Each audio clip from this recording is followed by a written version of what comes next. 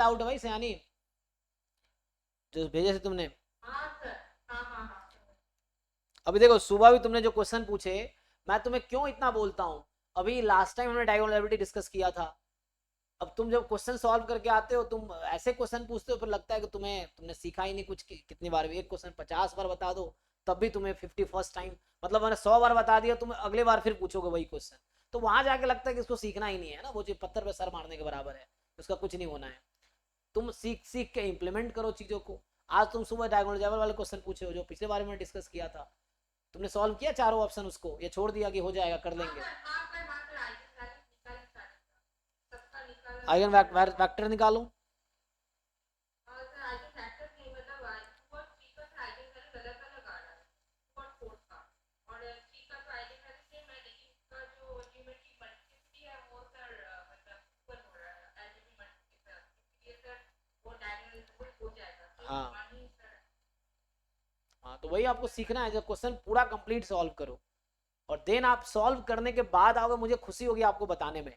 मैं उन बच्चों को हेल्प करना चाहता हूँ जो सच में है ना, पूरे कोशिश करके आते हैं, फिर पूछते हैं। अगर आप सिर्फ ऐसे ही क्वेश्चन उठा के रैंडमली ले आओगे, तो वो फिर बताने का कोई मतलब ही नहीं है। चलिए जी, तो जिनका डाउट है उसके बात करते हैं। तो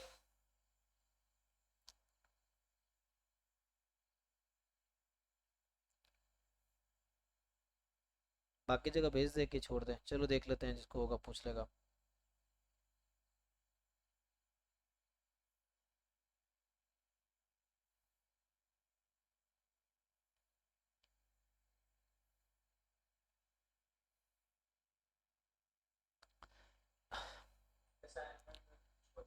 हाँ बताओ, क्वेश्चन भेजो, जो क्वेश्चन डाउट है वो भेजो एक्चुअली। तो ग्रुप में भेजो, फोटो लेके अब क्रॉप करके भेजो उसको। तो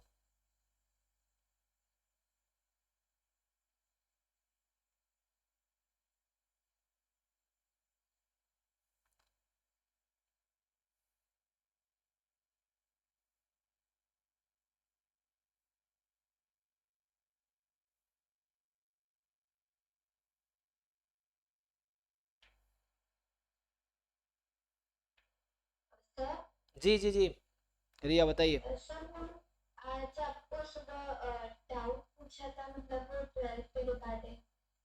हाँ और पूछो। अच्छा, वो आपको मैंने उस समय लिंक भेजा था? अच्छा, 7 बजे ज्वाइन करने को बोला था ना आपको मैंने? अच्छा। हाँ बट सर मैंने किया था, बट 7:30 तक मैं ज्वाइन थी, पर वो ही नहीं थी कोई क्लास। नहीं, डाउट क्लास चल रहा था, हो सकता है दूसरा लिंक, अच्छा आपको मैं दूसरा लिंक भेजा हो।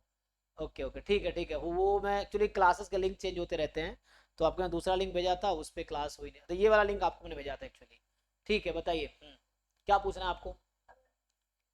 मतलब सर मैंने आपको मतलब यूट्यूब पे देखा था इंटरव्यूज वगैरह स्टूडेंट्स के, तो उसके बाद मतलब मुझे ये था कि मेरा 12 क्लियर नहीं है, मतलब इतना बेसिक वगैरह मैथ्स स्टैटिस्टिक्स मैंने इंजीनियरिंग की भी जेई वगैरह की नहीं थी।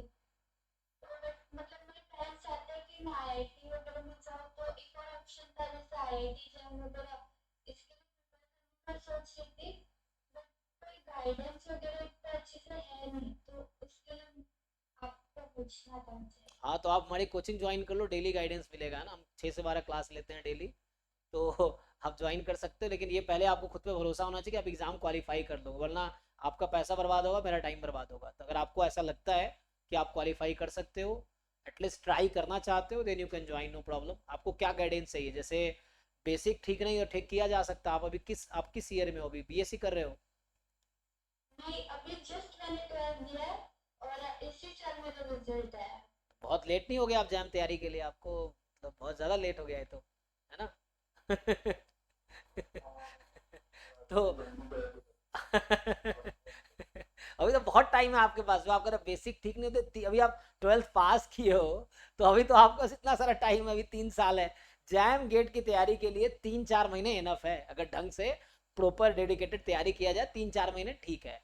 अदरवाइज आप 1 साल दोगे तो आराम आराम से करोगे, तो 1 साल में भी आराम से हो जाएगा, ये है। तो आप कर सकते हो, उसमें क्वेरी क्या है? आपको बेसिक ठीक नहीं है तो बेसिक ठीक करो, पहले 11th 12th की चीज़ें पढ़ो, देखो क्या सिलेबस है जैम का, उस सिलेबस में यहाँ दिखा देता हूँ आपको। तो आप देखो इसमें क्या क्या है जो 11th 12th में है, वो चीज़ें आप करो। जैसे ये जैम का सिलेबस है पूरा, ये गेट का है, हालांकि मैं गेट का पढ़ा रहा था। तो सो आप देखो इसमें आप क्या पूछना चाहते हो। जैसे ये जैम का सिलेबस है तो ये आपके लिए नया होगा। ये चीज़ें 11th 12th में ऑलमोस्ट वही है, आप 11th 12th में पढ़ा होगा। अभी आपने 12th पास किया ना, तो आपने पढ़ा होगा limit of function of one variable, continuity, differentiability, properties of continuous and differentiable function of one variable, Rolle's theorem, Lagrange mean value theorem. ये सब as it is class 12th में है, ठीक है ना। तो आपने पढ़ा होगा, इसको रिवाइज करो ठीक से। ये जैम में भी है, जैम में भी से आएगा, लेकिन थोड़े मुश्किल क्वेश्चन आएंगे। दो 11th 12th में थे, उससे थोड़े से डिफिकल्ट क्वेश्चन यहाँ आएंगे। तो पहले बेसिक अच्छा रहेगा तो ये हो जाएगा, बाकी तो हम करा देंगे आपको ये। सो ये चीज़ें बाकी भी वही अलग, हायर ऑर्डर डेरिवेटिव वहाँ भी है। तो ये सब 11th 12th में ये कॉमन है। तो आप वहाँ से पहले 11th 12th का limit, continuity, differentiability, differentiation, integration, area, permutation, combination, probability, ये टॉपिक ठीक से रिवाइज करो। अभी कोचिंग ज्वाइन करने की कोई जरूरत नहीं, अभी तो 12th पास किया आपने, तो एक साल आराम से आप तैयारी करो। पहले खुद से अपना बीएससी में एडमिशन लो, थोड़े कॉलेज लाइफ एंजॉय करो, थोड़े से बीच बीच में अपना बेसिक्स 11th 12th ठीक कर लो। सेकेंड ईयर में कोचिंग ज्वाइन करना, फिर थर्ड ईयर तक आपका हो जाएगा आराम से, ठीक है ना। ये है। तो एक और मतलब ऐसे कॉलेज के रिलेटेड ही डाउट था कि अगर मतलब आईआईटी जॉइन की तैयारी करनी है तो जैसे आपको अच्छा कॉलेज भी चाहिए होगा तो बीएससी करने के लिए। नहीं, अच्छा कॉलेज में अच्छा मेहनत करना होता है। कोई बच्चा अच्छा कॉलेज में है इसका मतलब थोड़ी जैम उसका निकलेगा ही। जैम उसका निकलेगा जो ढंग से तैयारी करेगा, कॉलेज से कोई मतलब तो थोड़ी है। जैसे हाँ, होम टाउन में से मेरा नागपुर है महाराष्ट्र में, तो ऐसे कॉलेज में लेना ठीक रहेगा कि जैसे कोई रेपुटेटेड वगैरह जहाँ पे ऐसा लगता हो कि अच्छा पढ़ाई होता है। अभी महाराष्ट्र से मेरे पास बहुत सारे बच्चे हैं। पिछले बार 2022 में श्रुति थी, श्रुति सराफ, इसका 3rd रैंक था, वो नासिक से थी। तो नासिक के ही कॉलेज से उसने बीएससी किया था, अपने डिस्ट्रिक्ट के कॉलेज से, और वो जैम में उसके 3rd रैंक थे।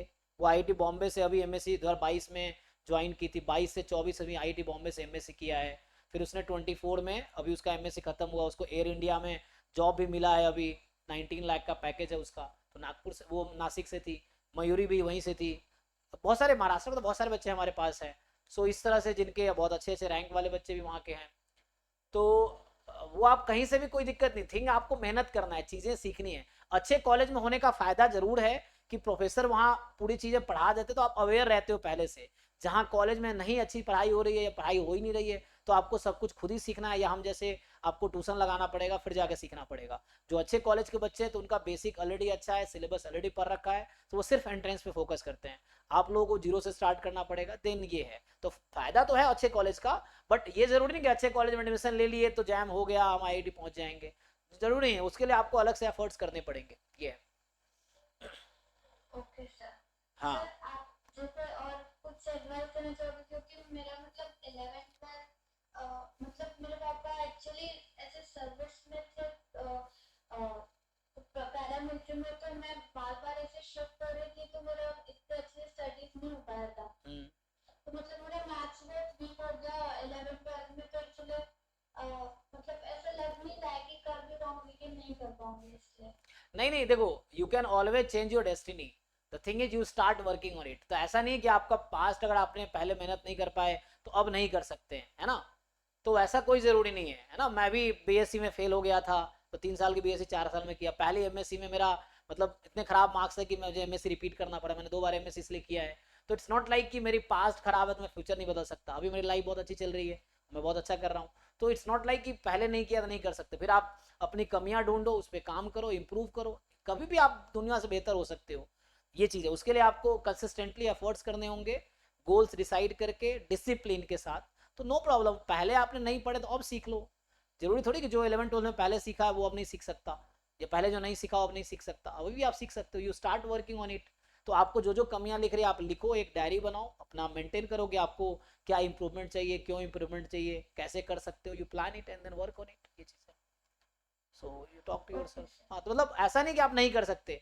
बहुत सारे ऐसे बच्चे इनको कुछ नहीं पहले आता था, बाद में उन्होंने इतनी मेहनत की कि बहुत आगे चले गए, है ना। ऐसे बहुत सारे लोगों को आप जानते होंगे जो पहले अच्छे नहीं थे, बाद में बहुत अच्छा कर जाते हैं। ऐसे बहुत लाइफ में होता है कि आपके स्कूल में बहुत कमजोर बच्चा था, बाद में बहुत अच्छा हो गया। हम भी उन्हीं बच्चों में से, मैं बहुत एवरेज रहा हूँ पूरी लाइफ में, लेकिन अब मैं बहुत अच्छा कर रहा हूँ। ये चीज़ें हैं। तो डिपेंड करता है आप जब जितना हार्डवर्क आप कर रहे हैं, जितनी ज़रूरत है, डिसिप्लिन लाइफ में अगर है आपको, है ना, कंसिस्टेंट है, तो रिटर्न मिलेगा आपको। तो अभी आप वर्क करना स्टार्ट करो, आपके पास बहुत टाइम है, आप रैंकर हो सकते हो जैम में, 3 साल आपके पास है। सो आप 1 साल पहले बेसिक ठीक कर लो, आप अगले साल हमारे यहाँ कोचिंग ज्वाइन कर लेना, देन 1 साल तैयारी करो तो आपके 3rd ईयर आ जाएंगे, देन 3rd ईयर में एग्जाम दो, है ना। सो अपेयरिंग में कर सकते हो आप, ठीक है।